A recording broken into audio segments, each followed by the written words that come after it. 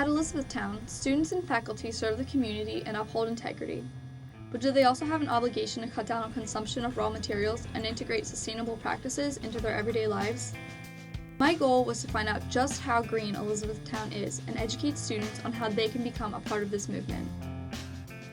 I met with 8 people, ranging from a student to a farmer, and through this process I learned that going green means something different to everyone. To me, it means to not only recycle, but to think of everything in a green sense. Green, I think, is basically being responsible for the environment. You think above and beyond yourself. To think when you're doing everyday things like eating, when I'm eating, how is that impacting the environment? How much waste you produce, and it's having appreciation for the environment. If I can do whatever I can to make my life be as less impactful on the world around me. Solar panels and recycling any other type of thermal energy on the farm. Doing everything we can possibly do in order to reduce our waste. When you're shopping, what am I buying? Where is it coming from? What kind of gas is used to get it from wherever it's made to where I am? Just thinking in a complete sense of how my life is impacting the environment, nature. Be able to have renewable products that we can use. Anything that we can do to better the environment, because the environment we need to take care of. It's about thinking about the future as opposed to the here. In considering the future, students in the Environmental Club work to educate their peers on sustainable practices through talk and action. I think that more of the hands-on things are fun for our members, such as the tree planting or painting signs to put in front of trees, and we take trips sometimes, and so it's good to have on-site experience. As part of the club's environmental initiative, they have implemented TerraCycling on campus. We have TerraCycling right outside Meal Services, and you can recycle Scotch tape dispensers, Capri Sun pouches, and Expo markers, and some things that you wouldn't consider recycling. Even there's like battery and cell phone drop-off places, and we always do cardboard boxes, we do regular paper, and it's maybe not completely obvious, but the school will do it, and honestly, recycling, reusing is the best way to avoid using more resources than we have to. Kelly Clayton, a junior communications major, also believes that less is more, and has some tips for students to save cash and help the environment. Look to thrift stores and look to reusing clothing from friends, roommates, whoever, because that's really where the green aspect comes in. It's easier to just go out to a thrift store. It's a lot cheaper if you're a student as well. So also for students to be green, think of like easy things like reusing water bottles, reusing plates. Don't buy paper plates when you have like a dinner. Just like little steps like that really make a difference in the long run and really help your wallet. But it isn't all about saving money for this student, who has started a weekly event to cut down on waste and improve energy consumption. Trailless Tuesdays is a thing that I would really wish it got bigger at E-Town. Right now it's just me going trailless. Actually, I go trailless every day in the cafeteria. We have these big trays, and you put plates on top of trays. So it's just a tray is just a means of carrying something. So instead of using the tray, which needs to get washed, I just use a plate and build my food on a plate like I would if you're home and eating dinner with your family. So I've actually gotten about 15 of my friends to go trayless every day with me. And it's more about saving food consumption opposed to saving water. Because if you think about it, you have a tray, you can put like 4 or 5 different plates on there, but you only eat like 2 plates worth. Where if you have 1 plate, you really think about what you're going to eat. And that saves a lot of food, a lot of energy, and money for the school. So that's really what Trailless Tuesdays is all about.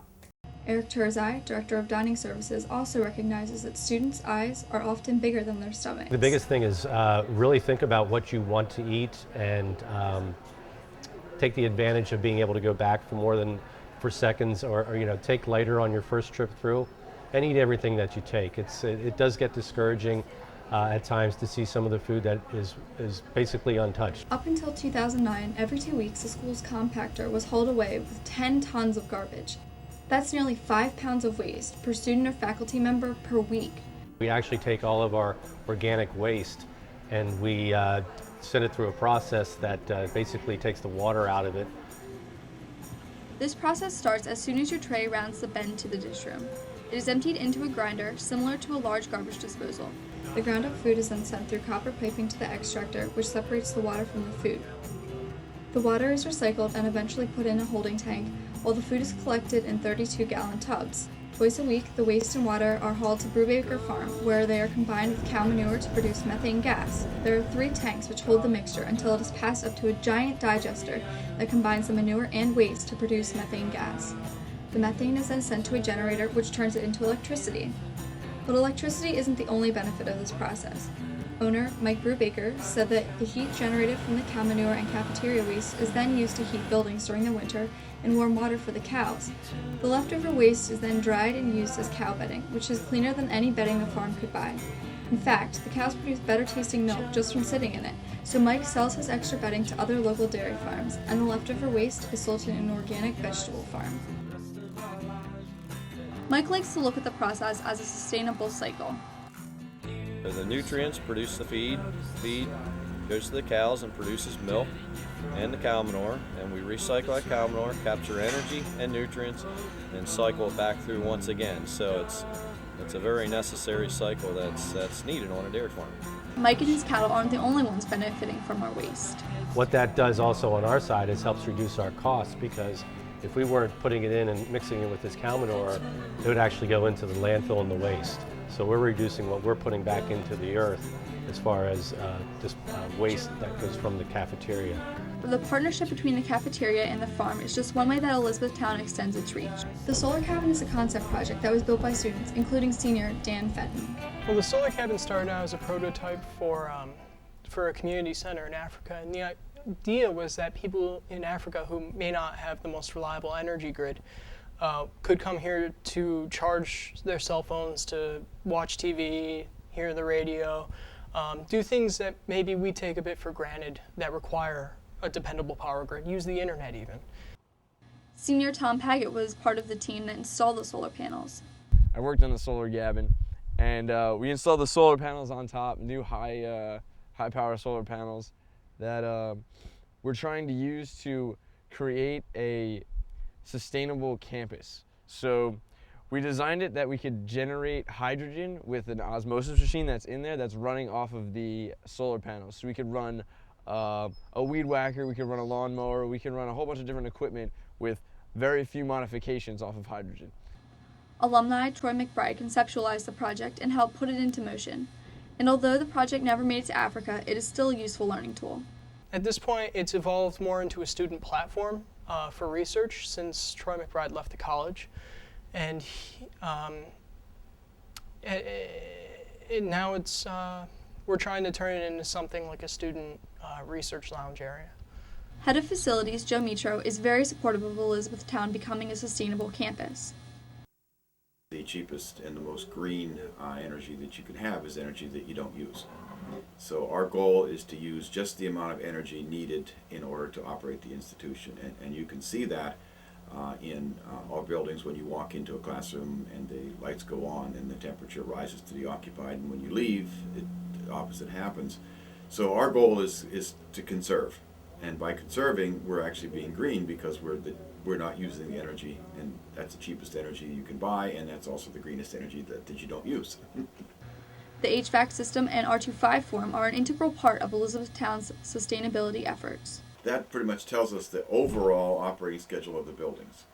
And then within that, we then have the other system that allows us in the classrooms to turn the lights on and turn the lights off when you're in there. And when that's also controlling the HVAC system so that it goes to unoccupied temperatures when you're not in the room and occupied temperatures when you are. So we do use that extensively for the overall schedule of operating for the buildings. And that's consistent with our plan to use only the energy that we need.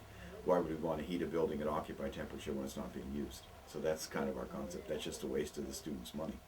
By preserving energy, the school is able to do its part to transition the campus into a sustainable community. A small school can have a really big impact, but just how much can each student do?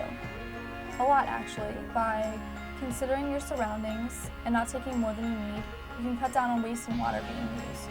Turn off lights, carpool more, recycle paper, glass, and plastic. Better yourself by bettering the community and the world. Our motto is educate for service, and I feel it is my service to educate you. Consider what green means to you and put it in action. We are Elizabethtown College, and we are going green. start cranking